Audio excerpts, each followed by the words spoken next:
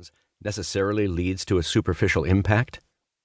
To the contrary, history demonstrates that polymaths like Leonardo da Vinci, René Descartes, Gottfried Leibniz, Isaac Newton, Charles Darwin, Benjamin Franklin, Marie Curie, and Nikola Tesla were all responsible for foundational breakthroughs in science.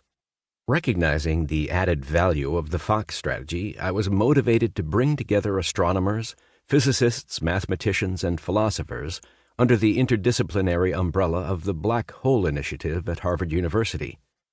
That way, non-experts might help experts realize what they had been missing on unsolved puzzles about black holes. Knowledge is an island in an ocean of ignorance, and a fresh perspective could identify distant unexplored lands. When, on a few occasions, I started to suggest out-of-the-box ideas to experts in other fields, most of my proposals were flatly rejected. In retrospect, some of them turned out to be right on target. After noticing the experience repeat, I decided to just follow my curiosity and not be swayed away by colleagues who warn, in effect, "Stay out of this lane." I realized that as long as I have tenure and my self-esteem does not depend on prizes or honor societies, I am not sacrificing much by following my own compass. Once an argument is validated beyond a reasonable doubt, the experts will agree with it, although they might also claim that they knew it all along. My advice to young scientists is therefore different from what I received, at least after you have secured tenure. Define your path not by looking at the surrounding geography and restricting your expertise to intellectual boundaries, but by following your internal compass, which is an idea Edgar Mitchell would likely support. Unwarranted resistance by experts might signal that you are on track for an important breakthrough.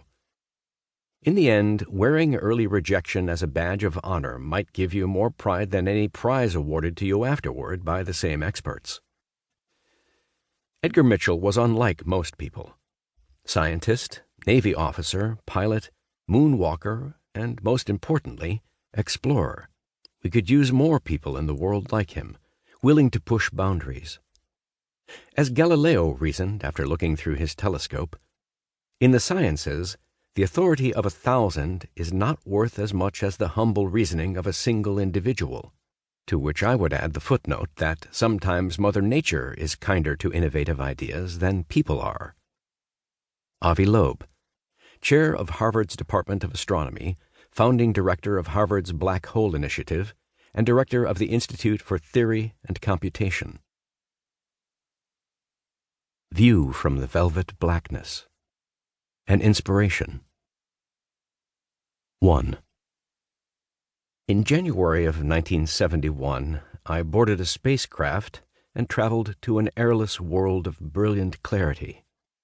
The soil there is barren and gray, and the horizon always further than it appears.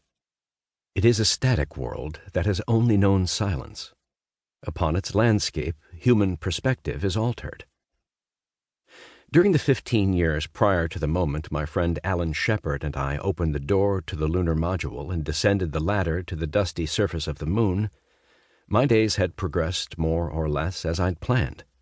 But this wasn't the achievement of an individual, a space agency, or even a country.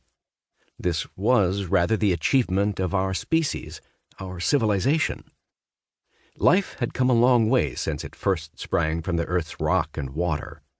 And now, hundreds of thousands of miles away on that small blue and white sphere, millions of human beings were watching two men walk about the surface of another world for the third time in our history. These were momentous days, extraordinary for their audacity, extraordinary for the coordination of minds and skills that made them possible.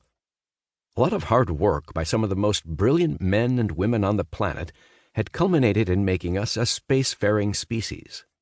But what I did not know as Alan and I walked on that waterless world in a mountainous region known as Fra Mauro was that I had yet to grasp what would prove most extraordinary about the journey.